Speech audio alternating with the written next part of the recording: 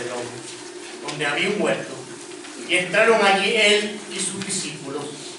Judas, el traidor, conocía también el sitio porque Jesús se reunía a menudo allí con sus discípulos. Judas entonces, tomando la patrulla y los guardias de los sumos sacerdotes y de los fariseos, entró allá con faroles, antorchas y armas. Jesús, sabiendo todo lo que venía sobre él, se adelantó y les dijo: ¿A quién buscáis? Le contestaron. A Jesús el Nazareno. Les dijo Jesús. Yo soy. Estaba también con ellos Judas el traidor. Al decirle yo soy, retrocedieron y cayeron a tierra. Les preguntó otra vez. ¿A quién buscáis? Ellos dijeron. A Jesús el Nazareno. Jesús contestó. Os he dicho que soy yo. Si me buscáis a mí, dejad marchar a estos.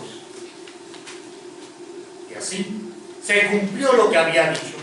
No he perdido a ninguno de los que me diste. Entonces Simón Pedro, que llevaba una espada, la sacó e hirió al criado del sumo sacerdote, cortándole la oreja derecha. Este criado se llamaba Malco. Dijo entonces Jesús a Pedro: Mete la espada en la vaina.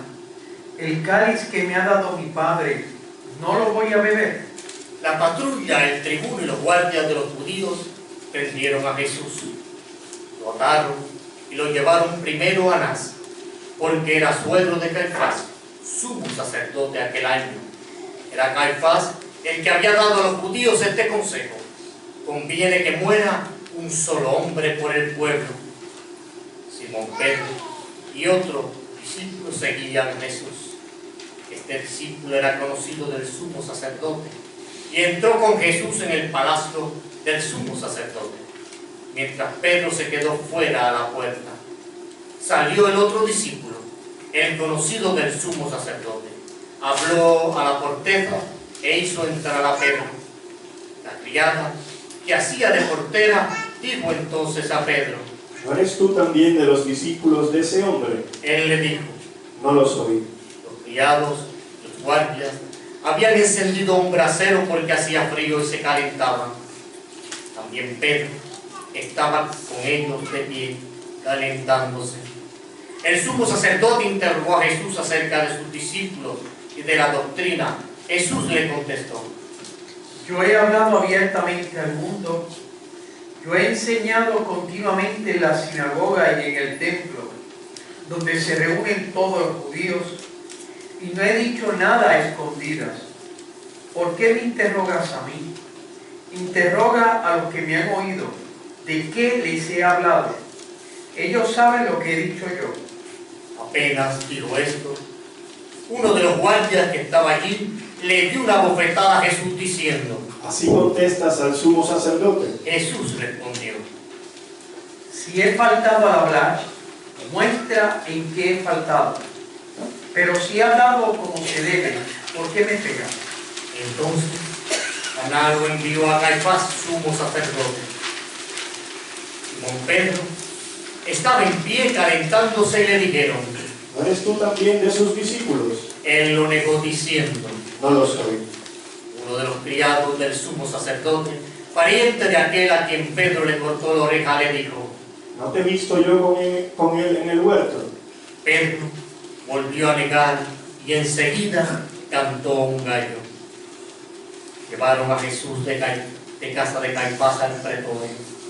Era el amanecer y ellos no entraban en el petróleo para no incurrir en la impureza y poder así comer la Pascua. Salió Pilato afuera, donde estaban ellos, y les dijo: ¿Qué acusación presentáis contra este hombre? Le contestaron.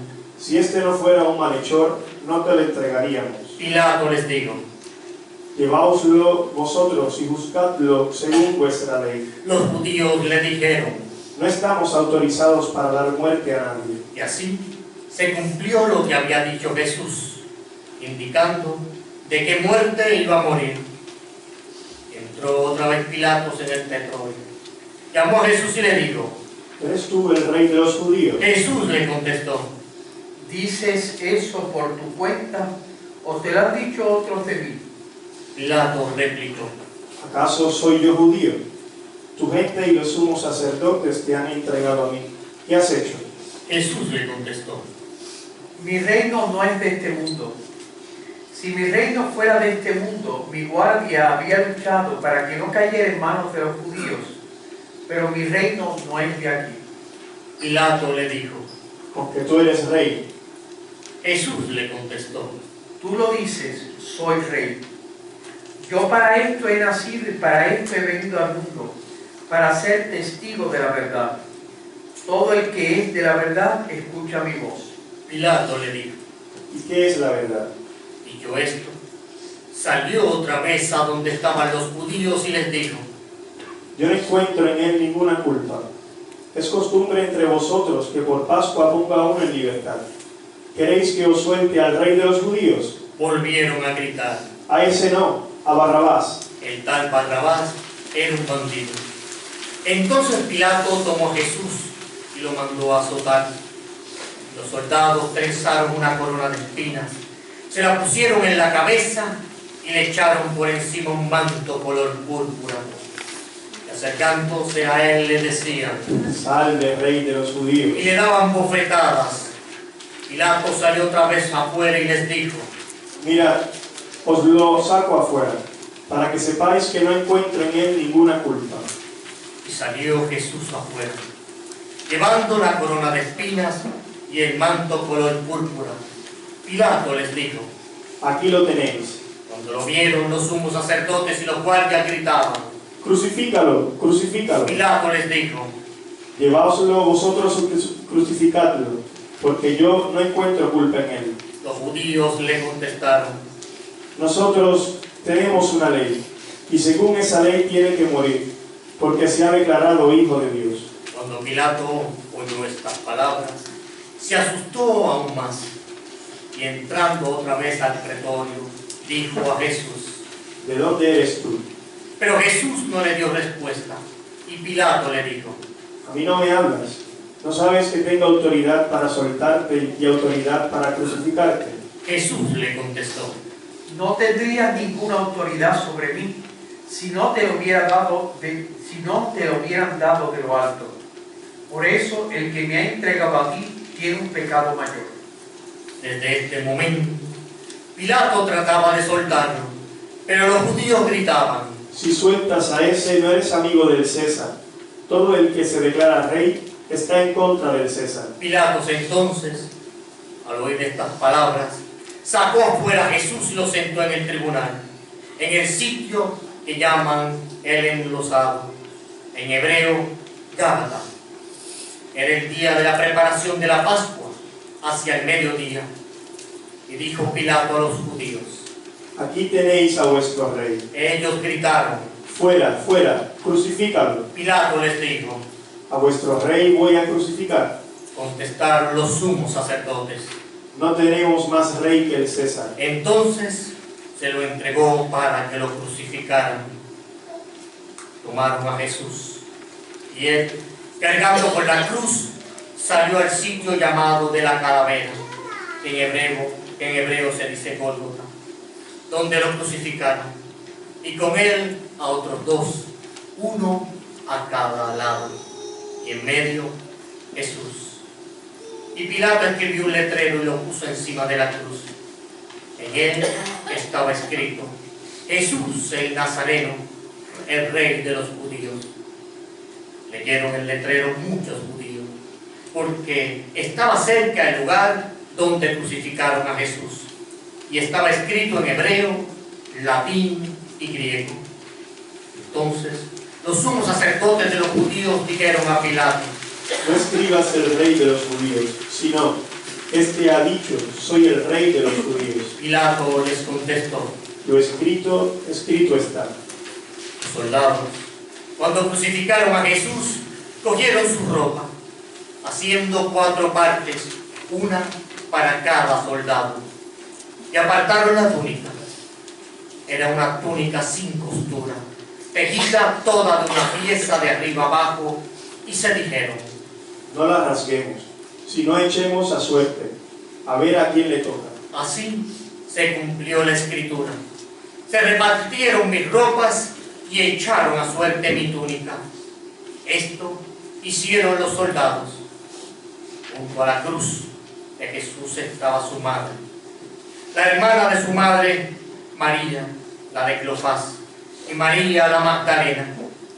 Jesús, al ver a su madre y cerca al discípulo que tanto quería, dijo a su madre: Mujer, ahí tienes a tu hijo. Luego dijo al discípulo: Ahí tienes a tu madre. Y desde aquella hora el discípulo la recibió en su casa. Después de esto, sabiendo Jesús que todo había llegado a su término, para que se cumpliera la escritura, dijo: Tengo sed. Había allí un jarro lleno de vinagre, y sujetando una esponja empapada en vinagre en una caña de hisopo, se le acercaron a la boca. Jesús, cuando tomó el vinagre, dijo: Está cumplido. E inclinando la cabeza, entregó el Espíritu. Ahora todos nos ponemos de rodillas. Los que no se puedan poner de rodillas se sientan y se inclinan para el frente para adorar al Señor en este momento que murió por nosotros en la cruz del Calvario.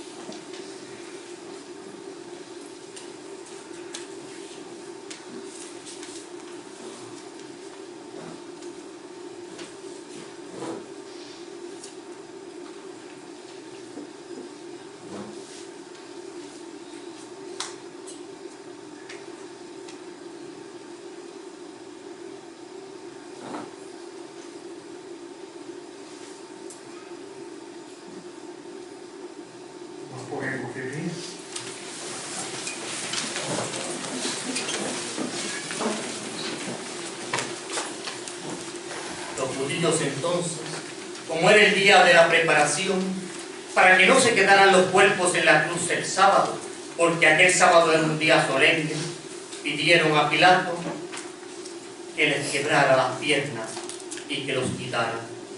Fueron los soldados, le quebraron las piernas al primero, y luego al otro que habían crucificado con él. Pero al llegar a Jesús, viendo que ya había muerto, no le quebraron las piernas, sino que uno de los soldados con la lanza le traspasó el costado, y al punto salió sangre y agua. El que lo vio da testimonio, y su testimonio es verdadero, y él sabe que dice la verdad, para que también vosotros creáis. Esto ocurrió para que se cumpliera la escritura: no le quebrarán un hueso. Y en otro lugar la escritura dice: mirarán al que atravesaron. Después de esto, José de Arimatea, que era discípulo clandestino de Jesús, por miedo a los judíos, pidió a Pilato que les dejasen llevarse el cuerpo de Jesús. Y Pilato lo autorizó. Él fue entonces y se llevó el cuerpo. Llegó también Nicodemo, el que había ido a verlo de noche, y trajo unas 100 libras de una mixtura de mirra y aloe. Tomaron el cuerpo de Jesús, lo vendaron todo con los aromas, según se acostumbraba a enterrar entre los judíos. Había un huerto en el sitio donde lo crucificaron, y en el huerto un sepulcro nuevo, donde nadie había sido enterrado todavía. Y como para los judíos era el día de la preparación y el sepulcro estaba cerca, pusieron allí a Jesús. Palabra del Señor. Gloria a ti, Señor.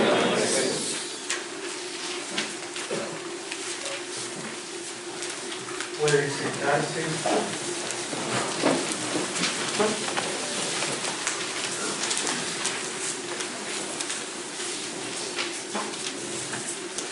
Podríamos resumir lo que es el Viernes Santo con esa expresión popular en Puerto Rico: amor con amor se paga.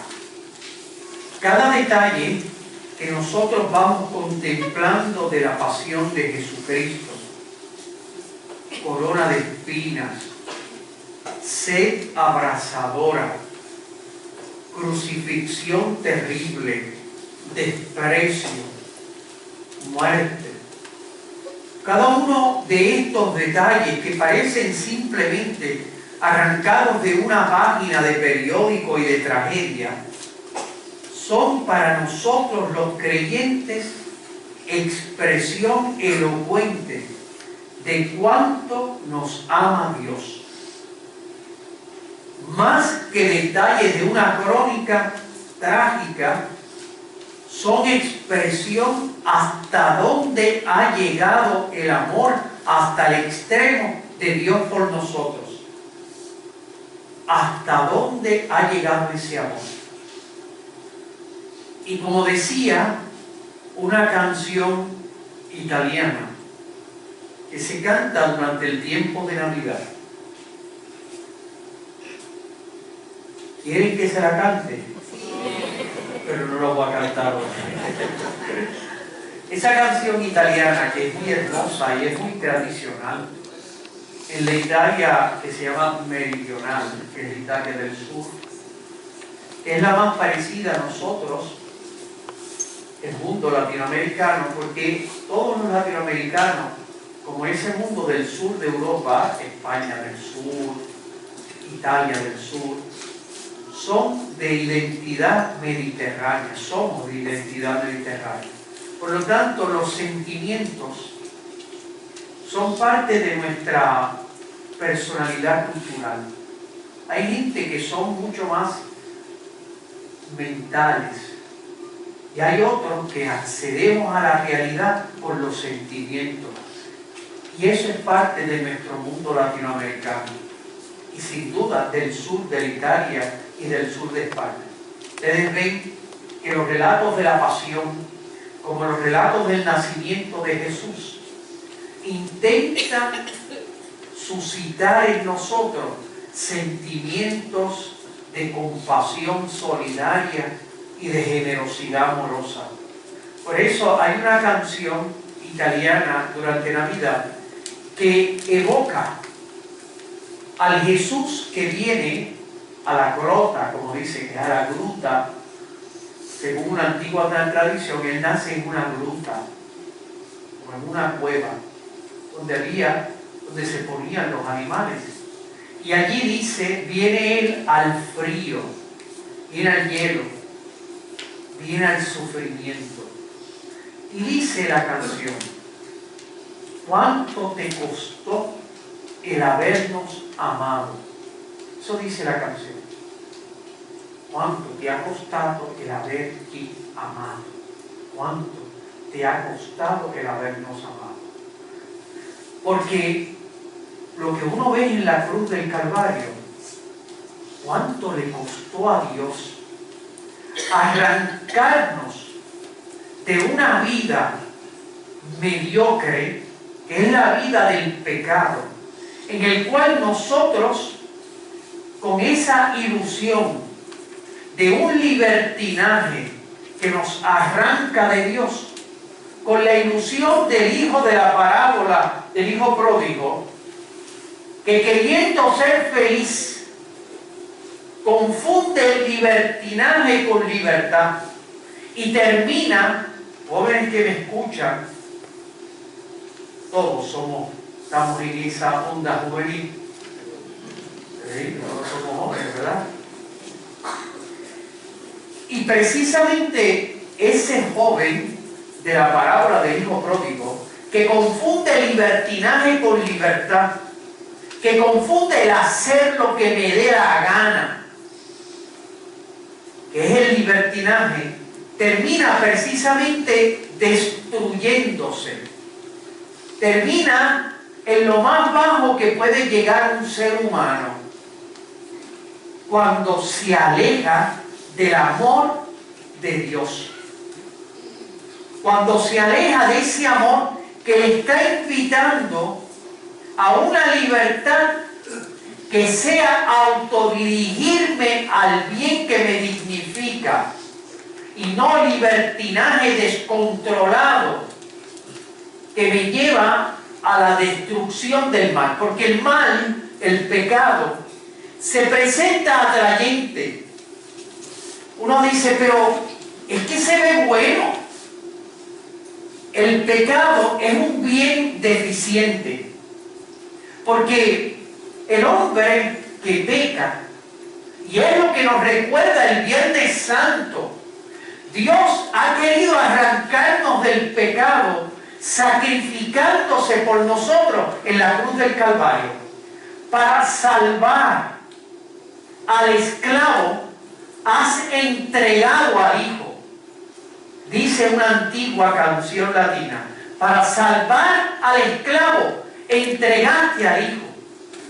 Es inaudito, pero todavía más inaudito cuando nosotros no reconocemos que detrás de la cruz del Calvario el Señor nos invita a un modo de libertad que no es lo que propone el mundo, porque el mundo nos propone una libertad, libertinaje, que es una fuerza destructiva. Dios nos propone una libertad que es don que nos dignifica, porque nos autodirigimos al bien, no porque se me impone el bien, sino porque el bien se me sugiere. El bien me intenta seducir. Por eso es que Dios hoy se acerca al hombre para ofrecerle vida y vida en abundancia. Dios se sacrifica para que tú vivas. La misericordia de Dios se acerca a la miseria humana. Lo terrible es que nosotros nos cerramos a ese amor. Amor con amor se paga. Aquí lo que la cruz del Calvario está recordándonos siempre es que hay que corresponder a su amor. Hay que dejarse inundar por él. Y lo terrible es que nosotros nos encontramos con un mundo que quiere vivir como si Dios no existiera. Quiere vivir, por lo tanto, esclavizado en la mediocridad del pecado. Porque el pecado es la opción de ser mediocre. Es conformarnos con lo que no nos hace feliz. Y ya no somos ni capaces, por decirlo así, somos incapaces de poder sentir lo que significa la felicidad del bien que nos ofrece Dios. Porque qué terrible es pensar que una persona, fíjense, yo tengo tan atrofiada mi capacidad de gustar, que si a mí me ofrecen aquí un hamburger, sobre todo hoy que no se come carne, un hamburger, un cheeseburger doble carne plain con papita frita aquí, y en este lado se me ofrece una comida más sana, ñame, yautía, con, qué sé yo, bacalao. Pues yo cuando tengo que decidir, fíjense qué atrofiado tengo mi capacidad. Esto no me gusta, ñame ni yautía, me gusta esto que está aquí, lleno de grasa y colesterol. Fíjense hasta dónde llega el desequilibrio de mi capacidad de gustar, lo reconozco. Yo no puedo comer esto, no tengo que comer esto. ¿Por qué? Porque tengo atrofiada mi capacidad de gustar. Y eso, precisamente eso, llevado al mundo del espíritu, es lo que nos pasa a nosotros con el pecado. Sí, el pecado resulta más atrayente porque tenemos nuestra capacidad de gustar, nuestros ojos de espíritu ciegos, de que no somos capaces de gustar la felicidad que el bien nos ofrece. No es que Dios sea aburrido, es que nosotros no hemos purificado nuestro espíritu para poder decir con el Salmo: gustad y ved qué bueno es el Señor. Dichoso el que se acoge a Él. Claro, la cruz del Calvario resulta como algo, una especie como de crónica de periódico, algo distante. Tal vez incluso a lo mejor sentimos cierta compasión al ver un ser humano que era Dios sufriendo, alguna compasión, pero no somos capaces de entender que detrás de eso externo y transitorio se oculta algo maravilloso, se oculta la belleza de Dios que quiere seducirte, porque el cristianismo no es un aguafiesta, no es que introdujo en la historia la tristeza y el desequilibrio. El cristianismo introdujo en la historia Jesús, lo que es la verdadera felicidad, la bienaventuranza. Eso fue lo que introdujo el Señor en el corazón de cada uno de nosotros como fruto de la cruz del Calvario. Por eso, amor con amor se paga. Hoy estaba yo en un programa radial por Noti1 630, de 10 a 12. Fue un programa que hice con el padre Orlando, que es sacerdote, ¿verdad? Está en Coamo. Y en ese programa, él invitó al gobernador que nos llamase. Saben que el gobernador, su familia vive en Coamo, su hermano es alcalde de Coamo. Y llamó. Ahí estuvimos, llamó al gobernador, ¿verdad? Etcétera. El padre Orlando, pues, le preguntó algunas cosas y me tocó el turno a mí de preguntarle algunas cosas de las cuales yo tengo profunda inquietud sobre nuestro país. Ustedes saben cuáles son mis temas inquietantes: la familia, el matrimonio, la adopción. Imagínense cuando yo empecé, ¿verdad?, haciendo esas preguntas, comenzó un gadeo existencial. Pues claro, nadie esperaba que se le fuera a hacer ese tipo de preguntas. Viernes Santo, ¿verdad? Llaman un programa con 2 sacerdotes. Yo no soy Carmen Jovet o Ojeda o, ¿verdad?, etcétera, ¿verdad? No soy ninguno de ellos, no soy la Comay, ¿verdad?, etcétera. Pues el gobernador, pero yo empecé así. Yo le dije de un rey de Bélgica que se llamaba Balduino. Este rey de Bélgica murió en torno a 1999, reciente. Fue un gran rey, un hombre de profunda fe católica. Se casó con una española muy conocida en los círculos nobles de España, que se llamaba Fabiola, una gran mujer también, de profunda fe. No pudieron tener hijos. Pero este rey había hecho una advertencia a su parlamento, porque es una monarquía constitucional como la es la inglesa y como es la española. Es decir, que el rey está por debajo de la Constitución y por tanto se tiene que someter al principio de ley. Hay reyes que están por encima, ¿verdad?, y que son ellos mismos la fuente de la ley. Pues el rey le había advertido: yo no voy a firmar nunca una ley a favor del aborto. Prefiero abdicar antes de firmar una ley como esa, porque uno no puede ser cómplice del mal.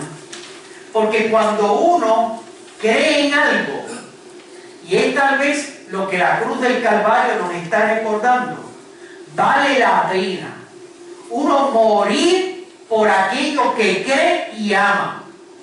Porque el ejemplo más elocuente es el de Dios.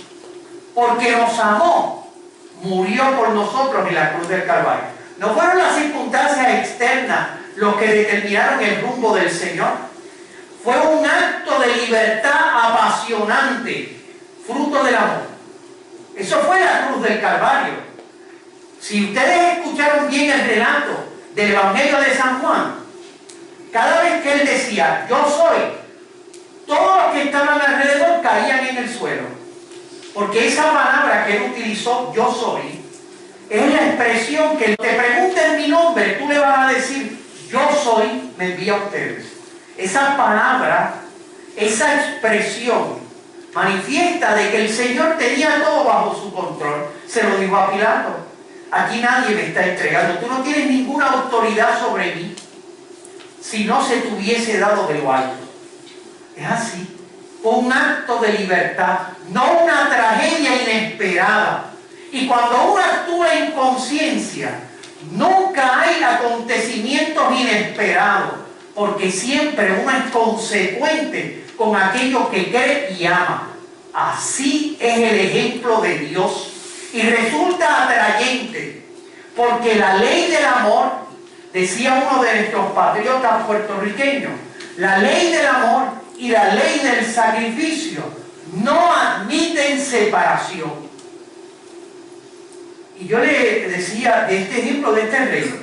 El Parlamento de Bélgica en la década del 90 aprobó la ley del aborto. Y el rey dijo, un mensaje a todo su país: yo abdico del trono, porque no tenía otra opción. En estas monarquías constitucionales, el rey tiene que convertirse en un sello de goma. Y alguno podría pensar, bueno, pero él no es culpable, la responsabilidad es de otros. No, él asumió las consecuencias de ser fiel a su conciencia y de enseñarle a su país que es preferible dejar una corona que se marchita antes que renunciar a nuestra identidad de valores, nuestra relación con Dios.